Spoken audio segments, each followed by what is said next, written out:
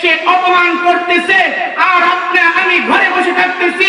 আপনার আমার ঈমান কতটুকু আছে বলেন তো? গোলাম আহমদ কাদিয়ানী কাফের কথাটা মনে থাকবে তো? সন্তানকে বলতে হবে যে নবী সৃষ্টি না হইলে আসমান সৃষ্টি হইতো না, জমিন সৃষ্টি হইতো না, ওই আল্লাহর রাসূলের মুআজিজা।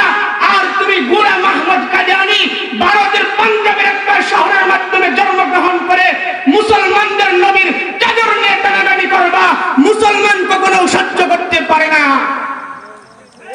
তাহলে আমি আপনাদেরকে আল্লাহর নবীর একটা মুআজিজার কথা শোনাই। আল্লাহর নবী সাল্লাল্লাহু আলাইহি ওয়াসাল্লামের বয়স যখন 7 থেকে 8, দুনিয়ায় ওনার মা নাই, বাবা নাই, ওনার চোখের ঘুরছে। মক্কা থেকে দূরে একটি ইহুদি পাত্রী আছে, যে ইহুদি পাত্রী তাওরাত ইনজিল কিতাবের মাধ্যমে রাসূল আরবি সাল্লাল্লাহু আলাইহি ওয়াসাল্লামের জীবনী পড়তেছে। আল্লাহর রাসূল সাল্লাল্লাহু আলাইহি ওয়াসাল্লামকে তার দাদা ইহুদির বাড়িতে নিয়ে গেলেন।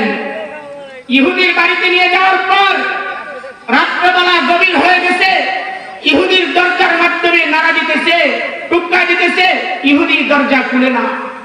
কেন দরজা খুলে না? ইহুদি তাওরাত কিতাবের মাধ্যমে পড়তেছে আল্লাহর নবী সাল্লাল্লাহু আলাইহি ওয়াসাল্লামের জামানায়, আল্লাহর নবী সাল্লাল্লাহু আলাইহি ওয়াসাল্লামের জীবনী পড়তেছে।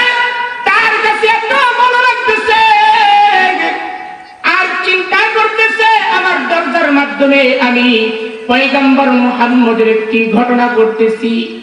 রাসূল আরবি সাল্লাল্লাহু আলাইহি ওয়াসাল্লামের চেহারা, শরীর মুবারক কেমন হবে, তার জীবনী পড়তেছে, তার কাছে ভালো লাগে। যা চিন্তা করে আমার এই কিতাব মুতালার মাধ্যমে কে ডিস্টার্ব করে, কিন্তু দরজা খুলে নাই। খাজা আব্দুল মুতালিব বলতেছে, নাতিরে ডাক্তার মনে হয় ঘুমিয়ে গেছে, দরজা খুলবে না, চল চলে যায়, আগামীকাল আসবো।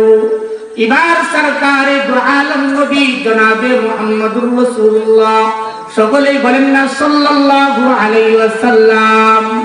ইনি তার দাদাকে বলেন, ও দাদা তুমি আমাকে একটু অনুমতি দাও না, আমি একটা দরজার মাধ্যমে টুক্কা দেই।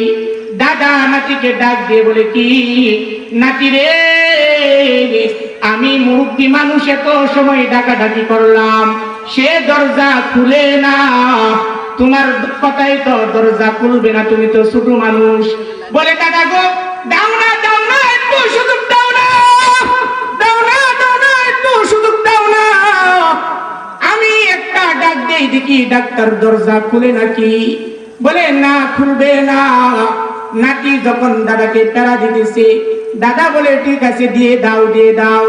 আল্লাহর নবী আপনার আমার সরকারে দু আলম নবী জনাবে মুহাম্মদুর রাসূলুল্লাহ সাল্লাল্লাহু আলাইহি ওয়াসাল্লাম দরজার মাধ্যমে একখানা টুকরা দিলেন। সাথে ডাক্তার কেন জানি দরজাটা খুলে দিছে। বলেন না সুবহানাল্লাহ, আর জোরে বলেন না সুবহানাল্লাহ। নিজের জন্য কিছু আমল করতে চাও না, নিজের জন্য কিছু আমল করে যাও, বলো না সুবহানাল্লাহ। এবার দরজাটা খুলে দিছে। খাজা আব্দুল ওয়াহিদ তো হতভম্ব হয়ে গেছে, ব্যাপার কি, আমি মুরব্বি এত সময় ডাকাডাকি করলাম, সে দরজা খুললো না, আর আমার নাতি একখানা ডাক দিয়েছে, সাথে দরজা খুলে ফেলছে।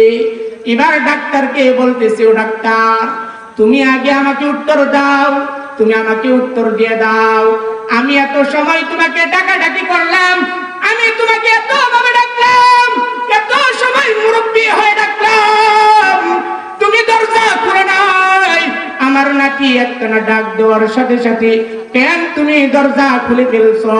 এবার বলতেছে, ও খাজা আব্দুল ওয়াহিদ, ও খাজা আব্দুল মুতালিব, তুমি শুনো, তুমি যখন আমাকে ডাকতেছিলা, তুমি যখন আমার দরজায় কারণ আসছিলা, তখন তোমার প্রত্যেকটা আওয়াজে আমি বিরক্ত হইতেছিলাম, কে জানে আমাকে বিরক্ত করতেছে, কেন বিরক্ত হইতেছিলা? বলে আমি তাওরাত কিতাব সামনে নিয়া আমি পয়গম্বর জনাবে মুহাম্মদুর রাসূলুল্লাহ সাল্লাল্লাহু